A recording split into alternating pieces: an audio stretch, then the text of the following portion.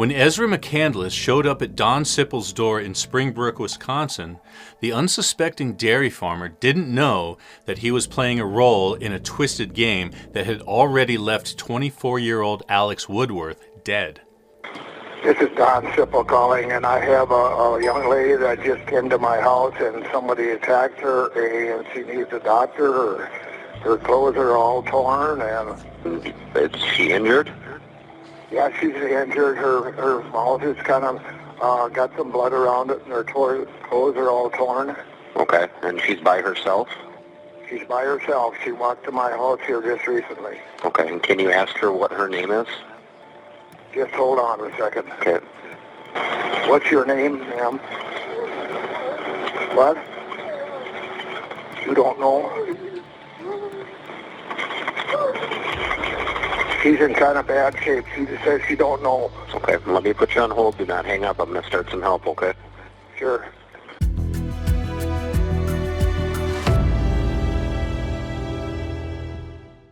I'm Chris, and this episode of True Crime Recaps is brought to you by Audible. And right now, they're offering our viewers a 30-day free trial when you go to audible.com/TCR or text TCR to 500-500. As an Audible Premium Plus member, every month you'll get 1 credit good for any title in the entire premium selection to keep, even if you cancel.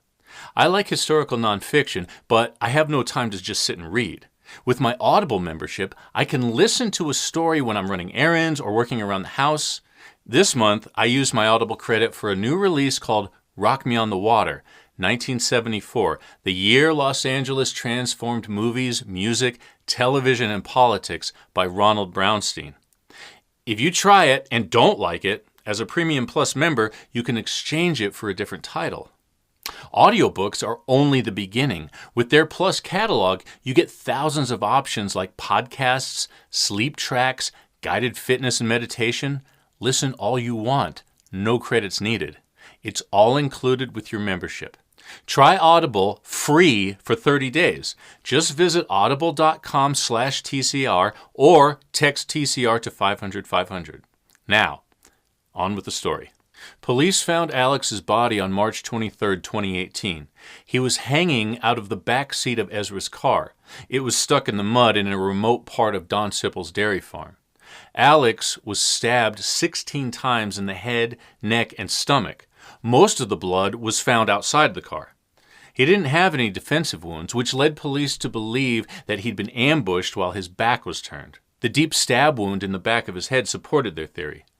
He was found with a scarf around his neck, which he may have been using to try and stop the bleeding. None of his stab wounds were instantly fatal, so had he been able to get medical attention, he might have lived. But he didn't have his phone. It was found in a ditch outside the farmer's house, shattered with the battery missing.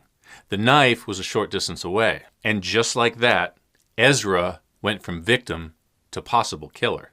Before we go any further, you have to know that Ezra McCandless was a person who wanted your attention. And if she got it, she was known to play games and stretch the truth to fit the reality she had in mind. So let's meet the players in Ezra McCandless's final game. This is Alex Woodworth. She tried casting him in the role of killer rapist, but he's actually her victim. Alex was a highly intelligent, aspiring philosophy professor. He worked as a substitute teacher and part-time barista at a popular coffee shop in Eau Claire, Wisconsin. He has been described as laid-back and a generous and loyal friend who loved nothing more than reading and discussing philosophy. He and Ezra and her boyfriend Jason were all friends, but secretly, he was having a more intimate relationship with Ezra. This is Jason Mengel. He was Ezra's boyfriend. When they met, he was 33 and working as a medic for the Army Reserves. The two of them were living together. This is John Hansen. He was Jason's best friend and a mutual friend of Alex. Ezra was also having a secret sexual relationship with him, and not coincidentally, she also tried casting him in the role of rapist at one time. And last but not least is Ezra herself. She wanted to play the role of victim, but couldn't quite pull it off. She's actually the murderer. She was born Monica Kay, then later became Monica Carlin. She chose the name Ezra to fit her gender fluidity. At one time, she identified more as a male and thought about changing her pronouns, but decided against it. The name McCandless is a nod to Christopher McCandless. His life is the subject of the book Into the Wild. He's been described as a free-spirited adventurer, and she liked to think of herself as a free-spirited artist. When this story starts, she was 20 years old. All right, so now that you know who's who, here's how these people ended up in this story. In the summer of 2017, Ezra and Jason fell in love. By August, she was living with him in Eau Claire. Around the same time, the two of them met Alex, and the three of them became friends. Alex and Ezra were especially close.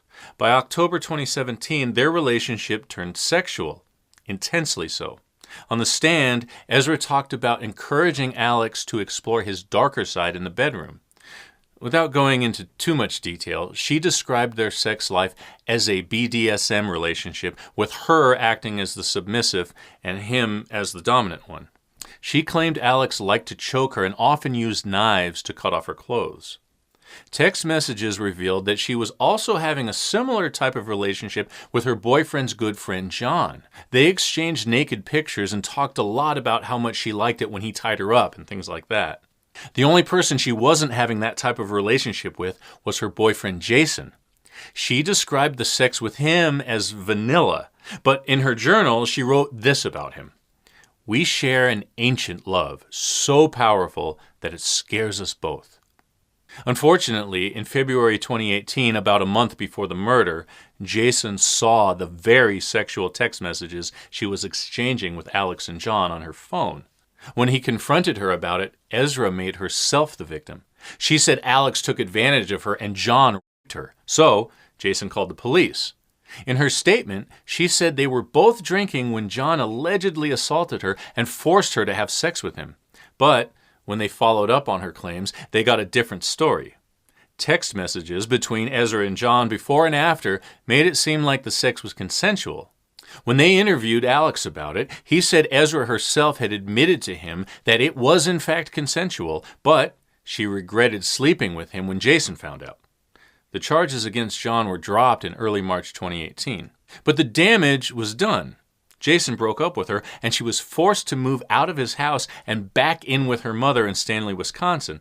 And, as the prosecution pointed out in their opening statement, that was not a place she wanted to be. She loved her life with Jason in Eau Claire, and she didn't want to lose it. On March 21st, the night before the murder, a couple of critical things happened. She went to go visit her father, and according to the prosecution, when she left, she took a jagged, large knife with her. The knife. However, when her dad took the stand, he testified that at some point he gave her a knife like the one used in the murder. She kept it in her car in case she had to cut her seatbelt off after an accident or help someone else in an accident. That same night, March 21st, she also had a conversation with Jason. She told him she felt like she'd been taken advantage of by John and Alex, but she was working through it by journaling about her experiences with them. She told him she wanted to share what she was writing with him in an attempt to, quote, get her voice back. He told her that was a bad idea, and if she needed them to read something, she should just email them instead of discussing it in person. But her plan depended on seeing Alex face to face, because it was Alex who she blamed for losing her life with Jason in Eau Claire. He was the one who had told the police and Jason that she was far from a victim when it came to her relationship with him and John. On March 22nd, 2018, the day of, Ezra went to the coffee shop where Alex worked. That was unusual because a month earlier, when Jason had discovered their affair, she sent him a text telling him to forget her name and not to contact her again. Which he didn't. There was no communication between them until she showed up out of the blue that day. Later, the police asked her what was so important that she had to see him in person after a month of no contact. She told them she had a heating pad and a bookmark to return to him. But when Jason happened to see her come into the coffee shop that morning, he thought something seemed off. He was worried. So he followed her to Alex's house on his bike. He paced around for a while before going inside to check on the two of them. In his words, The tension between Alex and Ezra was so thick you could taste it. But they told him they were fine and he should wait outside. When he walked out the door, the police were out there waiting for him. One of the more suspicious neighbors had called the cops after seeing him pacing around outside. As he was talking the police down, Ezra and Alex came out and got into her car. She said she wanted to go somewhere in nature to talk to him. Before she drove away, the officer spoke to them and confirmed that, yes, everything was okay. That was at 1 in the afternoon. It was the last time Jason saw Alex. Almost 4 hours later, Ezra would be sitting in Don Sippel's living room in hysterics while he called 911 for her. She claimed she didn't remember what happened or what her own name was, but she did manage to tell the police to call Jason Mangle for her before they took her away in the ambulance. Did she say who did this to her? No, she said she was attacked, assaulted, and she's from Eau Claire. Did she say where this happened? No, I didn't discuss that. Okay. So besides her bleeding from the mouth, do we know what other injuries she has? Does she look like she's injured anywhere else? Yeah, she looks a little bit, there's some other bloody marks on her leg a little bit. Okay. And her pants are all torn. Okay. And how old, if you had to guess, how old do you think she is? How old are you, ma'am? 19. 19, okay. And so she came on foot, correct? Yes. Okay. Yep, she just walked to my door. Okay. Can you ask her who did this to her? Oh, just a second. Do you have any idea who did this to you?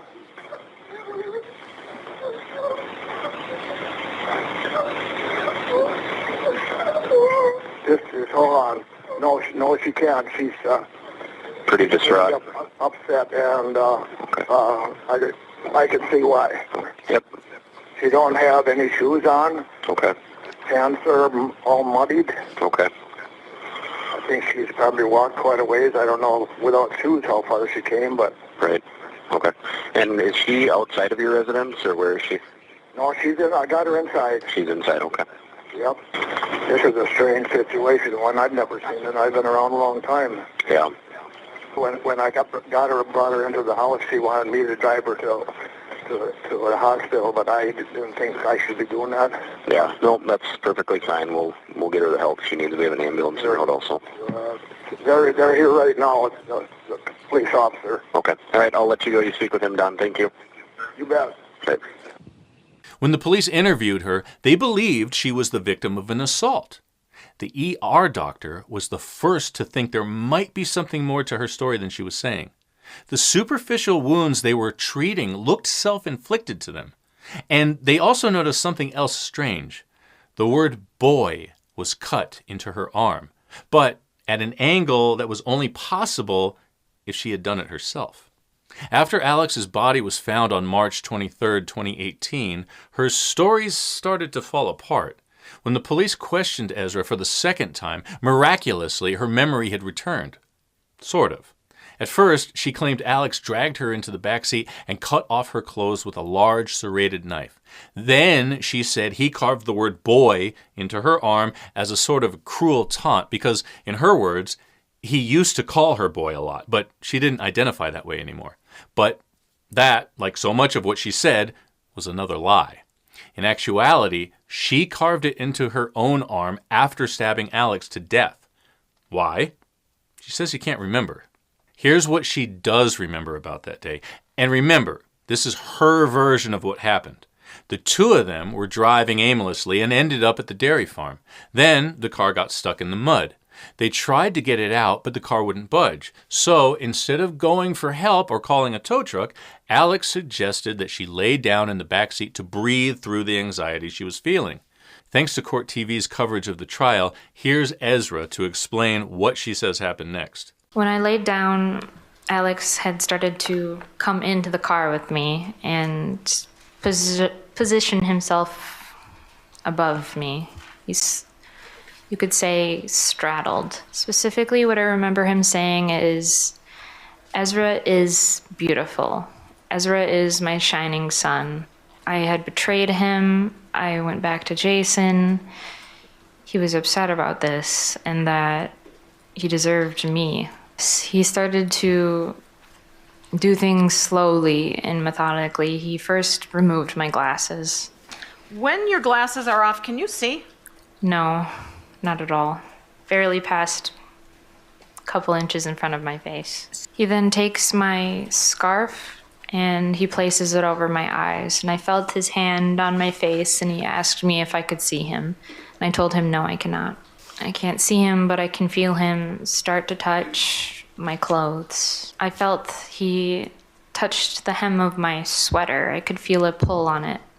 And I wasn't sure at the time really what he was doing, but I could feel it start to give away. It felt looser, and my sweater had been opened.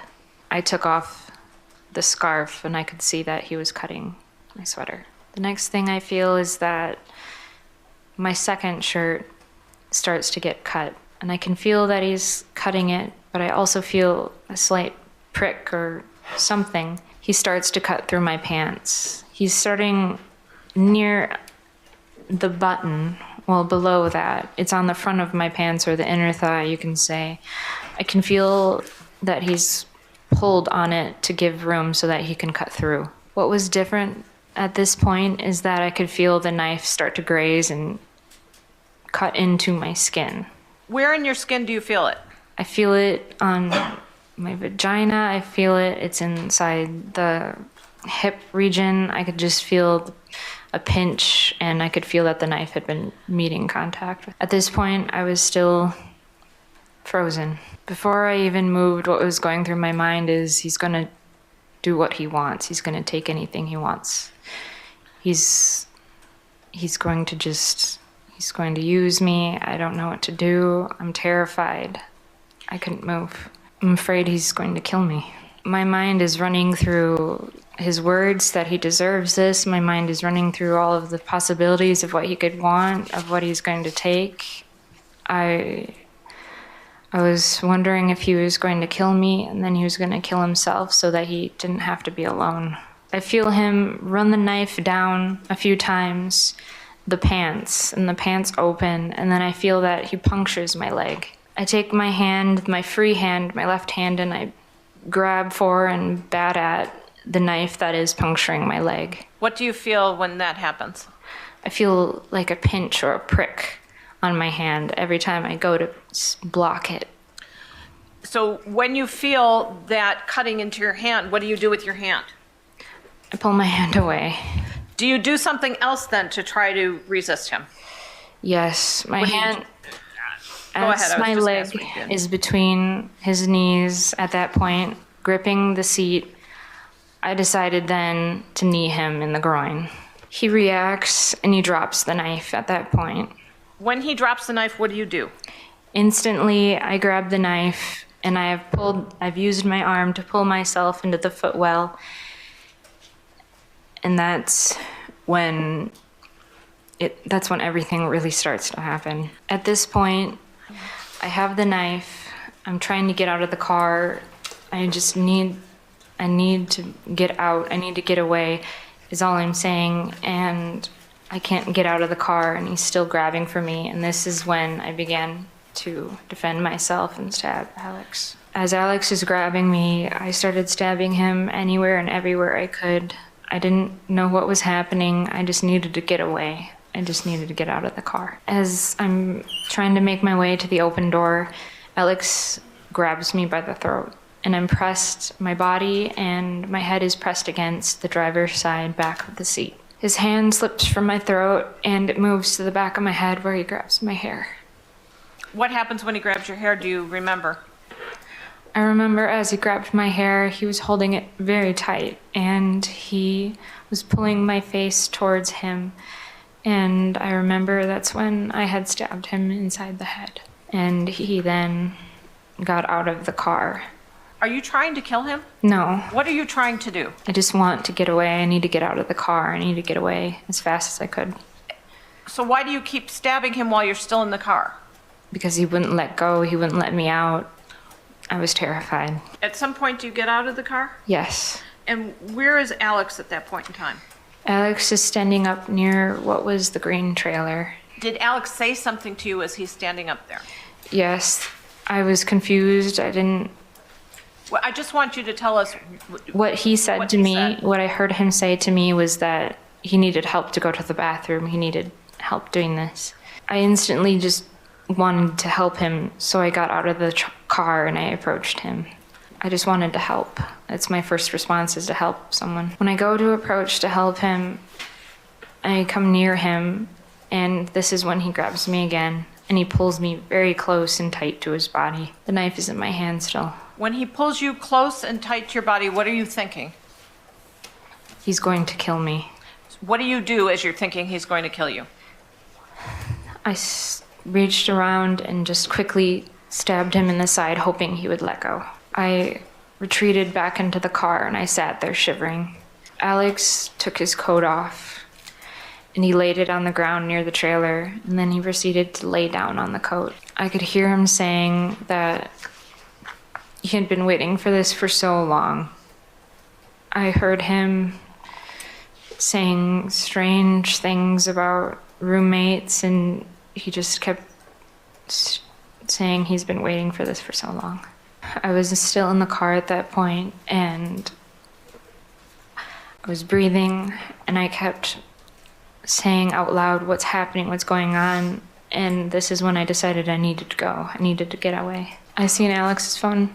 Did you take it? Yes. Why?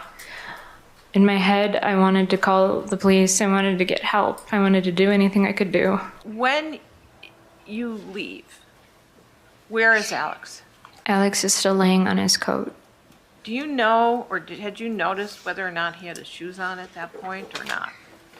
He still had his shoes on at that point. And when you say he's laying on his coat, where is he laying on his coat? He's laying on his coat near the green trailer. And that's where she left him as she made her way up to the farmhouse for help. On her way, she said she dropped the phone and the knife. After comparing Ezra's account of what happened to the ER doctor's observation and the evidence at the crime scene, it didn't take long for investigators to come to the conclusion that the whole thing was staged. They believe the real version of events goes something more like this. When they got the car stuck in the mud, they both got out to see what was going on. When Alex wasn't looking, she attacked him from behind with the knife. They know that because the first wound was to the back of his head, and if he had seen her coming, chances are good that he could have overpowered her. And he didn't have any defensive wounds on his hands or arms. The cuts she had on her hand didn't jive with her story either. She said she was fighting him while he had the knife. The truth is, the cuts on her hands were too shallow and clean to happen that way. After she stabbed him, they think he may have tried to climb into the back seat to escape, and she tried to drag him out of the car but couldn't. He was found on the floor of the back seat with his head outside of the driver's side door. The coat she claimed he was laying on outside the car was found inside the car. Investigators believe she cut up her own clothes and gave herself more superficial wounds to try and back up her claim that she was the victim. 2 weeks later, Ezra was arrested and charged with his murder. But why would she do it? Why would this free-spirited artist type go so far as to stab a man to death? Because of this man, Jason Mengel. The prosecution's theory is this. Jason had always been protective of her, and she saw an opportunity to let him rescue her and prove that Alex was the dangerous one all along, and he really had taken advantage of her. If Alex was gone, and not just gone, but seen as a predator, Jason might want to be with her again. And to further prove their theory was correct, take a look at the way Ezra very obviously lit up when Jason walked into the courtroom to testify at her trial. State calls Jason Mengel.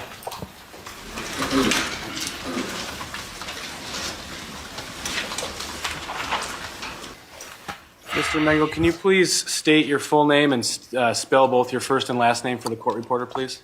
Jason, Leemengel. It's Jason Lee Mengel. Yes, Roger. Did you notice the green sweater she was wearing underneath her pink blazer? She was wearing that on that day because Jason gave it to her. He told Court TV later that when he saw her wearing it, he got very uncomfortable. But as he said, Ezra likes her games.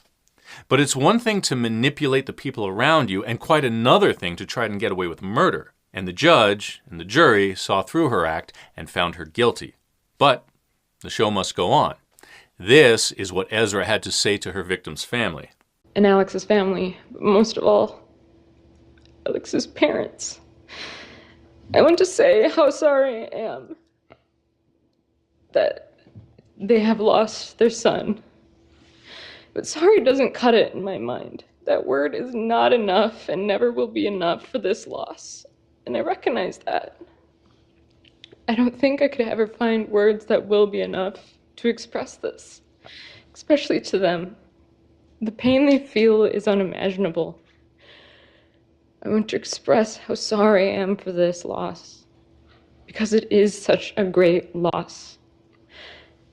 I recognize and completely acknowledge this pain, and I'm so sorry. I loved Alex very much, and I also feel a great loss. And I'm so sorry. And thank you for letting me say this. Thank you. In February of 2020, she was sentenced to life in prison. She'll be serving at least 50 years before she gets a chance for parole. And she still claims she's the victim in all this, just like she said. And that's your recap. Thanks so much for spending some time with me today. If you like getting all the crime in half the time, please give this a like and subscribe so we can make this a regular thing. And if you like a little bit of banter with your true crime, remember to come back on Wednesday for the True Crime Recaps podcast with my wife, Amy, and I. Until then, take care.